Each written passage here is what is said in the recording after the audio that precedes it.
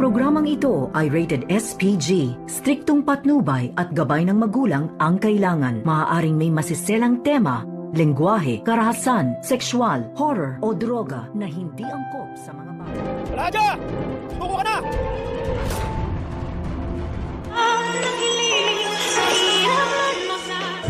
Hindi na nga nag-aksaya ng panahon ang mga pulis upang sugurin nga nila ang kinaroroonan na pinagtataguan ni Balahadja at ng kanyang mga kasamahan.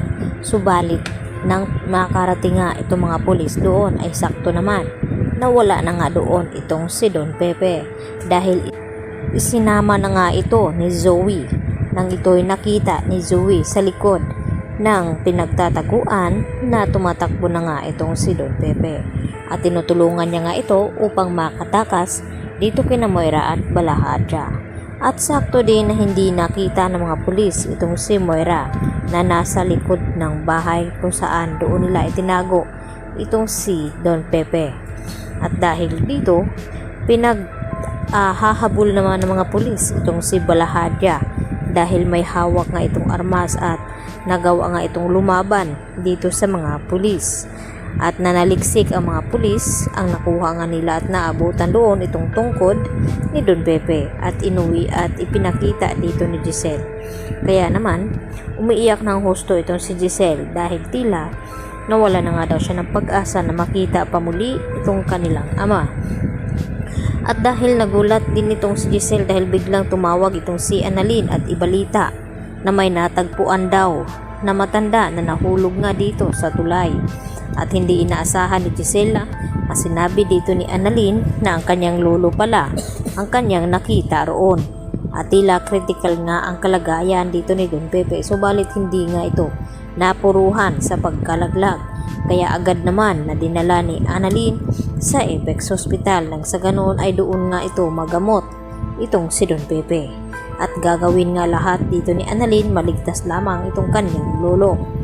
Sa kabilang banda, dito rin na nagkamalay itong si Don Pepe at dito na kinausap ang kanyang mga anak na si Giselle at RJ at nagpapasalamat itong si Don Pepe na binigyan pa daw siya ng panibagong buhay ng may kapal. Sa ganoon makasama pa niya itong sina RJ at Giselle at masabi pa sa kanila kung sino talaga ang nagpakidnap sa kanya.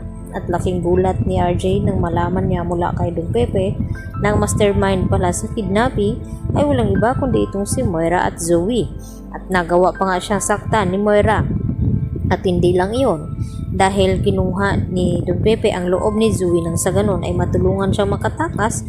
At dahil hindi nga nagtagumpay dahil narinig nga ni Zoe na tumawag itong si Don Pepe dito kina Giselle at RJ at dahil sa takot na makulong itong si Zoe ay napilitan niya ngang maitulak sa bangin itong si Don Pepe. Dahil dito, konsensya naman itong si Zoe at wala na siyang mukha pang ihaharap dito kina RJ at Giselle dahil sa takot na baka makulong ito. Dahil sinabi nga dito ni Carlos na kapag malaman nila na may kinalaman itong si Zoe ay sigurado na makukulong talaga ito.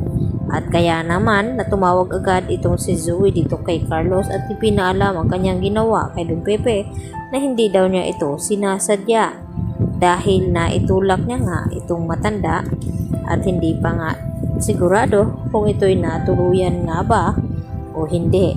Dahil nga sa mabilis na pangyayari at agad ngang na-rescue agad itong si Don Pepe at agad na dinala sa ospital.